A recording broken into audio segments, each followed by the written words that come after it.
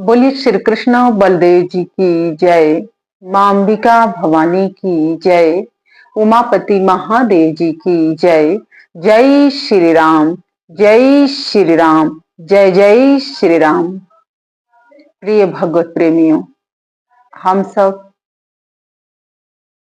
परमात्मा की संतान हैं और परमात्मा पर ही केंद्रित रहें, वही ठीक होगा। क्योंकि जिंदगी मिली थी जिंदगी को जानने के लिए, लेकिन हम सब दूसरे को जानने में अपना समय लगाए। सज्जनों, जानते हैं इस प्रकृति के दो संतानें हैं, ईश्वर की दो संतानें हैं, परमात्मा की दो संतानें हैं। प्रकृति को भी ईश्वर कहा जाता है, परमात्मा कहा जाता है। इस प्रकृति की जो संतानें हैं, परमात्मा की जो संतानें हैं, एक ज्ञानी है और एक अज्ञानी है। अब ज्ञानी और अज्ञानी में अंतर क्या है? सज्जनों, जो ज्ञानी है उस पर माता का ज्यादा चिंतन नहीं होता है। माता जानती है कि ये जो मेरी संतान है, इसको मेरी आवश्यकता कम है, ये चल लेगा, ये कर लेगा, क्योंकि ये ज्ञानी है, ये समझदार है, ये अपने जीवन को जी लेगा। लेकिन जो अज्ञानी है, जिसके जीवन में अज्ञानता है, तो माता का सारा चिंतन अज्ञानी पुत्र पर ही रहता है, अज्ञानी संतान पर ही रहता है। सच में, क्योंकि वो पानी में कूद सकता है और जब पानी में कूदेगा तो मर भी सकता है। वो आग देखेगा, उसमें भी कूद सकता है, उसमें भी वो जल के मर सकता है। वो आग को पकड़ भी सकता है, उस सांप को देखेगा तब भी पकड़ लेगा। तो सज्जनों, क्योंकि उसके पास ज्ञान नहीं है, ज्ञान का अभाव है। इसलिए जो माँ होती है, जो जननी होती है, उस पुत्र पर उसका ज्यादा स्नेह होता है, क्योंकि वो जानती है मेरा ये जो पुत्र है ये अज्ञानी है, इसे मेरी जरूरत है, इसे मेरी आवश्यकता है। क्योंकि अगर मैं इसकी जरूरतों को पूरी नहीं कर सकती हूँ, मैं इसके ध्यान नहीं रख सकती हूँ, तो फिर इस संसार में इसका ध्यान कौन रखेगा? सज्जनों, जानते हैं जैसे ज्ञानी कौन है? ज्ञानी को मनुष्य कहा जाता है, मानव कहा जाता है। और अज्ञानी कौन है? अज्ञानी वो है जो जीव है, जंतु है, पशु है, पक्षी है। सज्जनों, बहुत से लोग हमसे मिलते हैं और कहते हैं कि दीदी, सत्संग में मजा नहीं आता है, अब सत्संग मन नहीं करता है सुनने के लिए। तो सज्जनों, मेरा ये विचार है कि सत्संग गधों के लिए नहीं किया जाता है। अब आप कहिए कि 50 गधों को इकट्ठा कर दो और सत्संग उनके लिए कर दो, कथा उनके लिए कर दो, तो वो तो गधा ही है, उसे सत्संग के कथा की क्या जरूरत है? सत्संग और कथा की किसको जरूरत है? जो मानव है, जो मनुष्य है, उसके लिए सत्संग है, उसके लिए कथा है। क्योंकि जब तक सत्संग रूपी नियम उसके जीवन में नहीं आएगा, तब तक वो मानव नहीं बन पाएगा। यही कारण है कि सत्संग सुनना, कराना, रखवाना आवश्यक है। क्योंकि जब हम सत्संग सुनते हैं, तब हमें समझ आता है कि जीवन और ये जिंदगी किस लिए मिली थी। सज्जनों, आज ज्ञानी तो बहुत हैं, लेकिन अज्ञानी कौन है? मुझे ऐसा लगता है कि जो अज्ञानी है, जैसे बारिश होने वाली है, आप प्रकृति के हर कण पर दृष्टिपात डालेंगे तो आप बहुत कुछ सीख लेंगे, आप बहुत कुछ समझ जाएंगे। मैं प्रकृति के हर एक कण को देखती हूँ और समझती हूँ। जैसे जब बारिश आने वाली होती है, तो जानते हैं क्या होता है? जो अज्ञानी पुत्र हैं, जो अज्ञानी संतानें हैं, वो क्या करते हैं? पहले से ही भागना आरंभ कर देते हैं, भागते हैं। जैसे पक्षी हैं, जब वो देखते हैं बादल आ गए हैं, बादल गरज रहे हैं, तो वो कहीं भी रहेंगे, अपने घोंसले में आके छुप जाते हैं। चींटियां हैं, वो अपना जगह परिवर्तन कर देती हैं, जगह को बदल देती हैं। कीट हैं, वो अपनी जगह को परिवर्तन कर लेते हैं, बदल देते हैं, क्योंकि वो प्रकृति के साथ जुड़े हुए हैं। क्योंकि जो प्रकृति है, जो माँ है, उनका ध्यान ज्यादा रखती है। तो जिसका ध्यान माँ ज्यादा रखती है, तो माँ का हर एक संकेत तो वही समझ सकता है। लेकिन सज्जनों, मनुष्य तो ज्ञानी है, जिसे माँ जानती है कि ये ज्ञानी है, इसे मेरी आवश्यकता नहीं है, ये चल सकता है, ये जा सकता है, ये कर सकता है। लेकिन जो ज्ञानी है वो क्या करता है? सज्जनों, बहुत से लोग कहते हैं, जानते हैं रात क्यों बनाई गई है? सोने के लिए। कि आप पूरी रात सोएंगे, सुबह ब्रह्म मुहूर्त में उठेंगे, ब्रह्म बेला में उठेंगे, आप सैर करने जाएंगे, घूमने जाएंगे, भरपूर ऑक्सीजन मिलेगा, आपके किडनी, आपका लीवर, आपका फेफड़ा पूर्णतः कार्य करेगा। इसलिए ब्रह्म बेला में उठ के घूमने जाना अति आवश्यक है, जरूरी है। और सज्जनों, मनुष्य क्या करता है? क्योंकि जो पक्षी हैं, जो पशु हैं, जो कीट हैं, पतंगे हैं, वो थिएटर में नहीं जाते हैं, मूवी नहीं देखने जाते हैं, वो पार्टी नहीं करने जाते हैं, वो घूमने नहीं जाते हैं, वो रात को जागते नहीं हैं, क्योंकि उन्हें अपनी माँ के बात हमेशा याद रहता है कि मेरी माँ मुझे समझा रही है कि रात्रि हो गई है और अब मुझे सोना है। तो सज्जनों, समझाने की आवश्यकता किसको है? समझने की आवश्यकता किसको है? मनुष्य को। क्योंकि मनुष्य पार्टी में जाता है, थिएटर में जाता है, रात भर मोबाइल पकड़ के देखता है, क्योंकि वो जागता है। क्योंकि रात्रि तो बनाई गई थी सोने के लिए, लेकिन उसने अपना जीवन स्वयं नष्ट कर रहा है और बीमारियों से अपने जीवन को ग्रसित कर रहा है। तो जानते हैं सज्जनों, बहुत से लोग अपने ही जीवन को कोसते हैं, भयंकर बीमारी लग जाती है या दुख तकलीफ आता है जीवन में, तो वो लोग कोसते हैं कि मेरा जीवन तो ऐसा हो गया है, मेरा जीवन तो ऐसा हो गया है, मेरे जीवन में तो बड़ी समस्या है। तो सज्जनों, ये समस्या पैदा किसने किया? आपने किया, किसी और ने तो किया ही नहीं। बाबा ने बहुत सुंदर लिखा कि साधन धाम मोक्ष कर द्वारा, पाई न तेहि परलोक समारा। लेकिन यहाँ क्या है? मानव का जीवन पाने के बाद भी संतोष नहीं है। मन कहाँ लगता है? धन में। मन कहाँ लगता है? गाड़ी में। मन कहाँ लगता है? खजाने में। मन कहाँ लगता है? अकाउंट में, बैंक बैलेंस में। लेकिन सज्जनों, आप जानते हैं, जो शेर है, जब वो हिरन के झुंड जब आता है और हिरन के झुंड में वो सिर्फ एक ही हिरन को पकड़ता है और उसको अपना भोजन बनाता है। बाकी के जो हिरन हैं, वो शेर के आसपास ही अपने भोजन को करते हैं, दूब को खा लेते हैं, घास को खाते हैं। वो निश्चिंत हैं, वो सावधान हैं कि ये जो शेर है, इसकी क्षुधा शांत हो गई है, अब ये और नहीं भागेगा, अब और इसे भोजन की आवश्यकता नहीं है, भोजन की तलाश अब और नहीं है। सज्जनों, शेर है वो जानता है कि जब मुझे भूख लगेगी तब मैं पुरुषार्थ करूंगा और मुझे अपने भोजन को प्राप्त करना है। लेकिन सज्जनों, मनुष्य कैसा है? जो ज्ञानी है वो कैसा है?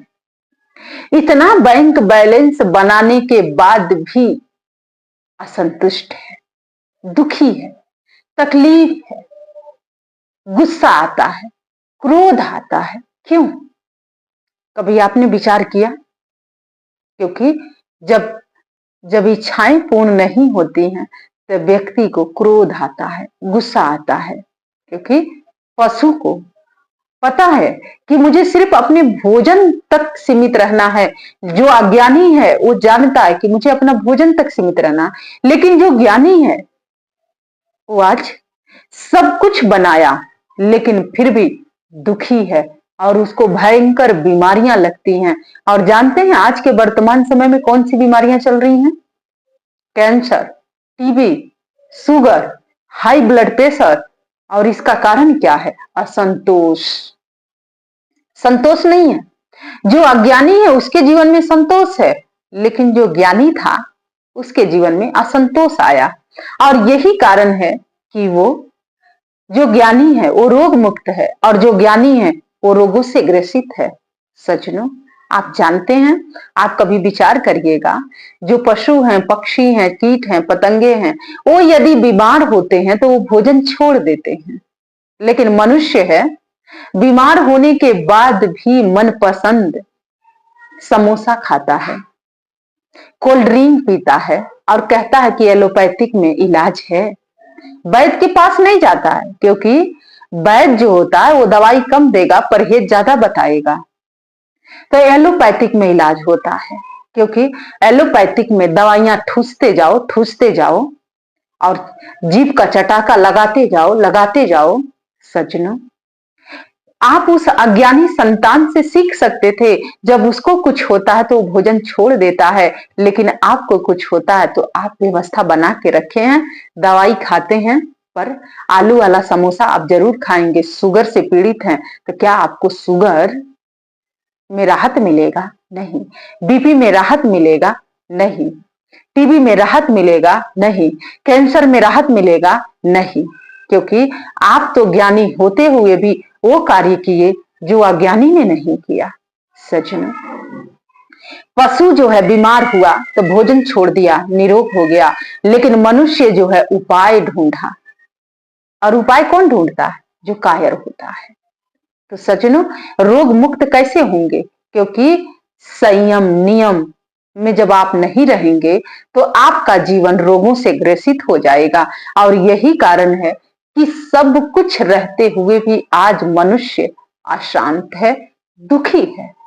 कहते हैं, भरत शर्मा ने बहुत सुंदर एक भजन गाया जिसे निर्गुण कहा जाता है। वो गाते हैं कि कंकड़ चुनी चुनी महल बनौनी, ना घर तेरा ना घर मेरा, घर में चिड़िया रहन बसेरा। कहते हैं कि ईंट पत्थर जोड़ के हमने महल बना दिया, लेकिन एक दिन ये महल छूट जाता है, एक दिन छोड़ के जाना पड़ता है। ना घर तेरा ना घर मेरा, घर में चिड़िया रहन बसेरा। कुछ भी आपका नहीं है, लेकिन फिर भी जीवन में संतोष नहीं है, जीवन में असंतोष आया। और जैसे असंतोष आया तो ये शरीर रोगों से ग्रसित हो गया। और लोग फिर किसको कोसते हैं? भाग्य को, आसपास के लोगों को, रिश्तेदारों को, और अपने सगे संबंधियों को क्या कहते हैं? बाबा ने बहुत सुंदर आगे कहते हैं कि सोई प्रत्र दुख पाई, श्री धुनी धुनी पछताई, काल ही कर्म ही ईश्वर ही मिथ्या दोष लगाई। कि जब हम ज्ञानी होते हुए भी जब हम अज्ञानी के तरह जीवन जीने लग गए तो फिर जीवन में दुख तो आना ही है। एक बार हम एक घर में गए थे कथा करने के लिए, तो वहां पर हम रुके थे। तो वहां पर मैंने देखा कि वो गुलाब जामुन को पानी में उबाल के खा रहे थे। तो मैं बहुत बारीकी से किसी चीज को देखती हूँ और उस पर विचार करती हूँ। तो मैंने उनसे पूछा कि आप ऐसा क्यों कर रहे हैं? क्योंकि गुलाब जामुन को पानी में उबाल कर खाने का मतलब? तो उन्होंने कहा कि दीदी जी, मुझे शुगर की बीमारी है, इसीलिए मैं इसे उबाल के खा रहा हूं। तो मैंने कहा, जब आप उबाल दिए तो फिर उसमें बचा क्या? तो उन्होंने कहा कि दीदी, थोड़ा बहुत इसमें मिठास है। सोचिए, आप परमात्मा के ज्ञानी संतान थे, ज्ञानी पुत्र थे, लेकिन आपने अपना जीवन कैसा बना लिया कि आज आपको एक गुलाब जामुन खाना है तो उसको उबाल के खाना है और सोच के खाना पड़ता है। लेकिन जो अज्ञानी है उसे सोचना नहीं पड़ता है, वो सब कुछ खा लेता है और सब कुछ हजम कर लेता है। तो सज्जनों, जानने की आवश्यकता है, समझने की आवश्यकता है। और बहुत से लोग ये कहते हैं कि सत्संग क्यों सुनना, क्या जरूरत है? सज्जनों, जरूरत ये है कि हम सभी जीवात्माएं संसार में आए हैं 84 लाख योनियों का भ्रमण कर रहे हैं, और जिस दिन ये किला के दरवाजा बंद हो गया उस दिन आप निकल नहीं पाएंगे। इसीलिए ये 84 लाख के जो किला है इसमें आप भ्रमण तो कर रहे हैं, पर क्या कभी निकलने का प्रयास आपने किया? नहीं। आपने तो दोषारोपण किया, आपने दूसरों पर दोष लगाया, इन्होंने मुझे ऐसा कहा, उन्होंने मुझे मेरे साथ ऐसा किया, उन्होंने ये किया, उन्होंने वो किया, लेकिन आपने क्या किया? कभी इस पर विचार किया? नहीं। क्योंकि आप तो ज्ञानी पुत्र थे, ज्ञानी संतान थे, लेकिन आपने विचार करना छोड़ दिया, स्वाध्याय करना छोड़ दिया। एक बार एक व्यक्ति था, वो नेत्रहीन था और उसे एक बहुत बड़ा किला था, एक बहुत बड़ा महल था, उसमें से उसे बाहर निकलना था। लेकिन सज्जनों वो बाहर निकलता कैसे? क्योंकि उसे तो बाहर की दृष्टि थी ही नहीं, वो तो सूर था, उसे कुछ दिखता ही नहीं था। उसने आवाज लगाई कि कोई है, मेरी मदद कर सकता है। बहुत देर के बाद किसी के आने की आहट उसे एहसास हुआ और उसने कहा कि क्या आप मेरा हाथ पकड़ के इस किला से बाहर निकाल सकते हैं? तो उस सज्जन ने कहा कि कदापि नहीं, क्योंकि मैं आपके हाथ पकड़ के बाहर नहीं निकाल सकता हूं, क्योंकि मैं आपको तरीका बता सकता हूं, उपाय बता सकता हूं। उस सज्जन व्यक्ति ने कहा कि आप इस दीवार को पकड़ लीजिए और इसी दीवार को छूते छूते आप जाइए और जहां पर आपको दरवाजा मिलेगा वहां से आप बाहर निकल जाइएगा। लेकिन सज्जनों, विडंबना क्या है? विडंबना यह है कि बताने के बाद भी, समझाने के बाद भी समझ नहीं आया और उस व्यक्ति ने दीवार पर तो हाथ रखा और दीवार को छूते छूते तो जा रहा था, लेकिन होता क्या है, जैसे ही दरवाजा आने वाला था उसको खुजली होने लग गई और जैसे ही शरीर में खुजली हुई उसने दीवार से अपना हाथ उठाया और अपने शरीर पर खुजाने लग गया और जैसे ही खुजाने में व्यस्त हुआ वो दरवाजा पार कर गया और उस किला से बाहर नहीं निकल पाया। सचनो, वो जानते हैं वो व्यक्ति कौन था? हम और आप हैं। क्योंकि ना जाने कितने बार 84 लाख किला में हम आ चुके हैं, आप आ चुके हैं, लेकिन ये जो ईर्षा रूपी खुजली है, वासना रूपी खुजली है, क्रोध रूपी खुजली है, स्वार्थ रूपी खुजली है, जब तक ये नहीं छूटेगा, जब तक ये नहीं बंद होगा, तब तक हम इस किला से बाहर नहीं निकल सकते हैं। तो सज्जनों, महापुरुषों ने समझाया कि आप बाहर कैसे निकल सकते हैं। साधन धाम मोक्ष कर द्वारा, पाई ना तिहि परलोक संवारा। कि ये शरीर एक साधन था परमात्मा तक पहुंचने के लिए, ईश्वर तक पहुंचने के लिए। बहुत से लोग हैं, किसी सुंदर स्त्री को देखते हैं तो कहते हैं कि क्या कमर है शेरनी की तरह, क्या चाल है हथुनी के तरह, क्या आंख है मृग नयनी के तरह। सजनी, क्या रचना है अद्भुत, परमात्मा ने क्या सुंदर आकार दिया, क्या सुंदर रचना रची। हम तो देखते हैं तो उस परमात्मा की याद आती है, उस परमात्मा की बातें याद आने लग जाती है कि जिसकी रचना इतनी सुंदर है वो कितना सुंदर होगा। अगर वो आंख ऐसे मृग की तरह बना सकता है तो उसकी आंखें कितनी सुंदर होगी। क्या मन में कभी ऐसा भाव आया? नहीं। सज्जनों, भगवान की आंखें जो होती हैं वो बड़ा दिव्य है, बहुत ही सुंदर है। उन आंखों में तो सारा संसार समा जाता है, लेकिन क्या आप कभी उन आंखों को देखने के लिए मन में सुंदर भाव आया? नहीं, क्योंकि वासना रूपी खुजली लगी है तो ये सुंदर भाव कैसे आएगा। परमात्मा की बंदगी किसको अच्छी लगती है? क्योंकि ईर्षा रूपी खुजली है, मन में ईर्षा द्वेष नफरत कूट कूट के भरा है, तो भगवान की याद कैसे आएगी? परमात्मा का चिंतन वो व्यक्ति कैसे कर सकता है? सजनों, इसीलिए परमात्मा ने तो जीवन दिया, ज्ञानी बना के भेजा, कहा कि जाओ मनुष्य से महामानव बनना, लेकिन हम सब आए इस संसार में तो कौन सा मानव बने? स्वार्थी, परमार्थी नहीं बने, स्वार्थी बने। और यही कारण था कि उस किला से हम सब बाहर नहीं निकल पाए सज्जनों। भगवान की आंखें, भगवान का दीदार किसको अच्छा नहीं लगता है, लेकिन सज्जनों ईर्ष्या, द्वेष, नफरत, कलह, कलेश ने इस मंदिर को भी अपवित्र कर दिया, इस तन को भी दूषित कर दिया और बीमारियों को जन्म दिया। राग, द्वेष, नफरत कहां पर है? इसी में तो है। और सज्जनों आज के समय में हम बात करें तो बहुत से लोगों से हम मिलते हैं और बहुत से लोगों की बातों को सुनने के बाद मैं एक निष्कर्ष पर यह पहुंचती हूं कि मैं ही ठीक हूं। कम से कम मेरे जीवन में संतोष तो है, क्योंकि जिसके जीवन में संतोष नहीं है फिर उसका जीवन जीवन नहीं है सज्जनों। क्योंकि अगर मनुष्य होने के बाद भी आपके जीवन में संतोष नहीं है तो फिर आप मनुष्य नहीं हो सकते हैं। जब मृत्यु आती है तो जानते हैं पहले आभास किसको होता है? जो प्रकृति के अज्ञानी संतान है उन्हें आभास पहले होता है, क्योंकि वो माँ के अति निकट हैं, प्रकृति के अति निकट हैं, प्रकृति से तालमेल वो बना के रखे हैं, माँ से उनका तालमेल बड़ा घनिष्ठ है। आप जानते हैं जब किसी व्यक्ति को मरना होता है तो कुछ ऐसे जीव जंतु होते हैं, कुछ पक्षियां होते हैं जो आस पास आके बोलते हैं, बताते हैं, संकेत देते हैं, समझाते हैं कि तुम्हारा जीवन लीला समाप्त होने वाला है, अभी भी तुम समझ जाओ, क्योंकि तुम तो ज्ञानी संतान थे, ज्ञानी पुत्र थे, मैं तो अज्ञानी था।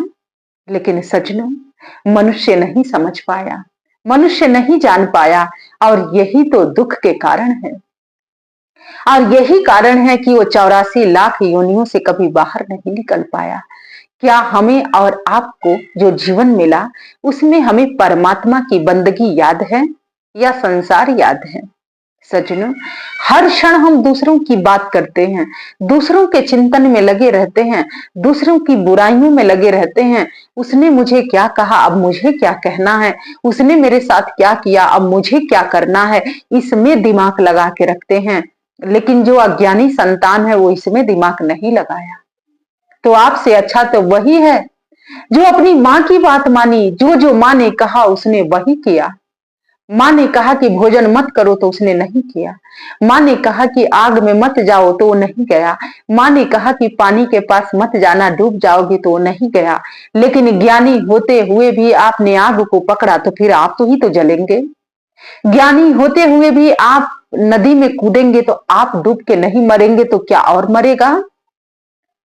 ज्ञानी होते हुए भी आप सुसाइड करते हैं, जहर खा लेते हैं, जल के मरते हैं, तो क्या आपको मां ने नहीं समझाया? समझाया, लेकिन आपने कभी बात नहीं माना और यही दुख के कारण था सज्जनों। दुख के कारण कुछ और नहीं था, क्योंकि जो अज्ञानी संतान थी उसने माँ की हर बात को मानी, वो हर बात को समझी, लेकिन जो ज्ञानी था उसने माँ की बात को नहीं माना, माँ की बात को नहीं समझा। तो सज्जनों इसीलिए आप ज्ञानी बनिए। मनुष्य तन पा जाने से कोई मनुष्य नहीं कहलाता है। वेदों में आता है, पुराणों में आता है, ग्रंथों में आता है कि मनुर्भव मनुर्भव मनुर्भव, अर्थात मनुष्य बनो मनुष्य बनो मनुष्य बनो। आपके ऊपर ज्यादा दायित्व दिया गया है, आपके कंधे पर ज्यादा जिम्मेदारियां हैं, आप मनुष्य हैं तो महामानव आपको बनना पड़ेगा। और महामानव कैसे बनेंगे? जब सत्संग जीवन में आएगा तब, जब सत्संग रूपी नियम जीवन में लागू करेंगे, जब कथा सुनेंगे भगवान के, हर क्षण आपका ध्यान भगवान में रहेगा, सत्संग में रहेगा, तो राम की कृपा सदैव आप पर होगी। फिर कृपा मांगने की आवश्यकता नहीं पड़ती है। माँ से कभी कहना पड़ता है कि मुझे दुग्ध का पान करना है? नहीं, माँ को पता है कि मेरी संतान को भूख लगी है और मुझे उसके दुग्ध का पान कराना है। तो सज्जनों कमियां हम में हैं, परमात्मा में नहीं है। मानव जीवन मिला था परमात्मा की बंदगी करने के लिए, परमात्मा की भक्ति करने के लिए, सत्संग सुनने के लिए। जैसे कि बाबा ने बहुत सुंदर लिखा कि बिनु सत्संग विवेक न होई, राम कृपा बिनु सुलभ न सोई। राम की कृपा किस पर होती है? जो सत्संग में जाता है, जो सत्संग सुनता है, जो कथा सुनता है, जो भगवान की बातों को सुनता है, जो भगवान की महिमा को सुनता है, उस पर स्वतः ही राम की कृपा हो जाती है। कहने की आवश्यकता नहीं पड़ती है, कृपा मांगने की जरूरत नहीं पड़ती है। राम कृपा बिनु सुलभ न सोई, कि राम की कृपा उसी पर होगी जो सत्संग से प्रेम करेगा, जो सत्संग सुनेगा, कथा सुनेगा। क्योंकि राम कथा सुनने के रसिया। रसिक कौन है? जो भक्त होता है, जो प्रभु का भक्त है, वो प्रभु का रसिक है, वो कथा सुनने के रसिक है, सत्संग सुनने के रसिक है। आपको बताऊं, मैं सुबह उठती हूँ, मेरी आंख खुलते ही पहले मैं मोबाइल में सत्संग लगाती हूँ कि मेरा दिन आरंभ भगवान से हो, ये मोबाइल भी सार्थक हो जाए। क्योंकि ये मोबाइल यदि मिला है तो हम इस मोबाइल से पहले भगवान की महिमा को सुने, भगवान की कथा को सुने, भगवान का सत्संग को सुने। सज्जनों, कोई भी चीज गलत नहीं है, कोई वस्तु गलत नहीं है। यदि गलत है तो वो हमारा मन गलत है। आपके पास साधन है, संसाधन है, गलत नहीं है, लेकिन आपने उसको गलत उपयोग में लगाया, तब वो साधन संसाधन गलत हुआ। मोबाइल है, टीवी है, घर में, गलत नहीं है। आप भगवान की कथा सुन सकते हैं, लेकिन ज्यादा से ज्यादा लोग सीरियल देखते हैं। टीवी जब खुलता है तो भगवान की कथा अच्छी कहाँ लगती है? क्योंकि मन तो विषय वासनाओं में लगा है, तो सीरियल पसंद आता है, मूवी पसंद आता है। हमने कहा न कि अज्ञानी पुत्र थिएटर में नहीं जाता है, सीरियल नहीं देखता है, पार्टी नहीं करता है, रात को नहीं जागता है। जो ज्ञानी है वो सीरियल देखता है, मूवी देखता है, मनोरंजन कहानियां देखता है, कॉमेडी देखता है। क्योंकि वो ज्ञानी होते हुए भी अज्ञानी का अनुसरण कर रहा है। सज्जनों, इसीलिए आप मनुष्य हैं, मनुष्य बनिए, क्योंकि साधन धाम मोक्ष कर द्वारा, पाई न तेहि परलोक समारा। कहीं ईर्षा रूपी खुजली, वासना रूपी खुजली, लालच रूपी खुजली, क्रोध रूपी खुजली कहीं आपके पीछा ना करे। आप इससे मुक्त हो जाइए, क्योंकि ये मानव जीवन मिला है तो इस 84 लाख किला से हमें बाहर तो निकलना ही होगा। और बाहर तभी हम निकलेंगे जब उसको याद करेंगे, उसका चिंतन करेंगे, उसको हर क्षण आठों याम उसकी आराधना करेंगे। अब आप कहेंगे कि आठों याम, आठों याम का मतलब आपके मन में सदा भगवान का चिंतन हो, परमात्मा का याद हो। सत्संग सुनेंगे तो भगवान कभी आपके दिमाग से नहीं निकल पाएगा। यदि आप सीरियल, मूवी, टीवी में, पार्टी में, रात के जागरण में जाएंगे, रात के जागेंगे जा जाके बेमतलब के, तो आप भगवान को विसार देंगे। और वासना रूपी खुजली तो लग जाएगी, ईर्षा रूपी खुजली लगेगी, क्रोध रूपी खुजली लगेगी, लालच रूपी खुजली लगेगी, और इस खुजली से कोई नहीं बचा सकता है। तो सज्जनों, हम परमात्मा की दो संतानें थे, एक ज्ञानी और एक अज्ञानी। तो जो ज्ञानी है उसे परमात्मा ने उम्मीद रखा था, उसे आस रखा था कि ये मनुष्य से महामानव बनेगा, लेकिन वो मनुष्य के तन तो पाया, लेकिन उस 84 लाख किला से बाहर नहीं निकल पाया। लेकिन जो अज्ञानी था वो हर संकेत को समझा, हर बात को समझा, और उसने अपने अज्ञानी होते हुए भी उसने अपने जीवन को सार्थक कर लिया। तो सज्जनों, आवश्यक है कि हम प्रकृति के हर एक कण से बहुत कुछ सीख सकते हैं, लेकिन 8 बजे तक सोते रहेंगे तब, 7 बजे तक सोते रहेंगे तब, 6 बजे तक सोते रहेंगे तब। बहुत से लोग कहते हैं कि दीदी जी बहुत काम करते हैं, बहुत थकान हो जाता है, बहुत नींद आती है। हम कहते हैं कि ये बहाना है। आप सुबह उठिए, घूमिए, जाके सैर करिए, आइए ध्यान में बैठिए, नहाइए धोइए, उसके बाद पूजा अर्चना करिए जिसे भी मानते हैं अपने इष्ट देवता को, और उसके बाद आप भोजन इत्यादि करके 1-2 घंटा आप आराम कर लीजिए, सो लीजिए। और मुझे ऐसा नहीं लगता है कि किसी को इस 24 घंटे में उसके पास समय ना हो। लेकिन सज्जनों, आज मैं आपको बताऊंगी कि मनुष्य के समय कहाँ बीत रहा है। मोबाइल में। जब भी समय मिलता है व्यक्ति मोबाइल पकड़ के बैठ जाता है, रातों की नींद हराम हो गई, दिन के भोजन छूट गया, पर मोबाइल ने हाईजेक करके रखा है। तो सज्जनों, आप ज्ञानी होते हुए भी अज्ञानी बने हुए हैं और आपको अपनी बुरी आदतों को छोड़ना होगा और आपको महामानव बनना होगा। तो इसीलिए हम परमात्मा की दो संतानें थे, एक ज्ञानी और एक अज्ञानी। लेकिन ज्ञानी ने अपना जीवन नष्ट भ्रष्ट कर लिया, लेकिन अज्ञानी ने अपने जीवन को बहुत अच्छे से जी लिया। और सज्जनों, आशा करते हैं कि हम इस 84 लाख किला से बाहर निकलने का प्रयास करें, बाहर निकले। और बाहर तभी निकलेंगे, बिनु सत्संग विवेक न होई, राम कृपा बिनु सुलभ न सोई। कि भगवान राम की कृपा आप पर होनी चाहिए और भगवान की कृपा उन्हीं पर होती है जो भगवान के बंदगी करते हैं, भगवान का चिंतन मंथन करते हैं, अपना स्वाध्याय करते हैं, दूसरों का नहीं। तो सज्जनों, आइए मैं अपने विचारों को यहीं पर विराम देती हूँ और आप सभी से आस करती हूँ, आग्रह करती हूँ कि हम अज्ञानी ना बने, ज्ञानी बने, क्योंकि हम परमात्मा की पहली संतान है जो ज्ञानी है। और ज्ञानी हैं तो हम मनुष्य से महामानव की यात्रा आरंभ करें और इस 84 लाख किला से बाहर निकल जाएं। ऐसा ना हो कि हम अपना जीवन नष्ट कर लें। और आइए हम यही प्रार्थना करेंगे इस प्रकृति से, इस परमात्मा से, कि हम सबके जीवन में शांति और सुख मिले और हमारे मन में संतोष हो, असंतोष के भाव ना हो। सर्वे भवन्तु सुखिनः, सर्वे सन्तु निरामया, सर्वे भद्राणि पश्यन्तु, माँ कश्चित् दुख भाग भवे।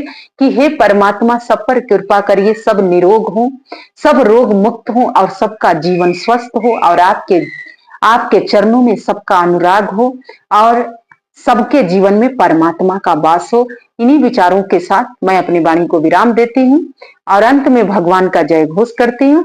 तो बोलिए वृंदावन बिहारी लाल की जय, श्री कृष्ण बलदेव जी की जय, उमापति महादेव जी की जय, पूज्य गुरुदेव सर्वश्री आशुतोष भगवान की जय। जय श्री राम, जय श्री राम, जय जय श्री राम। धन्यवाद।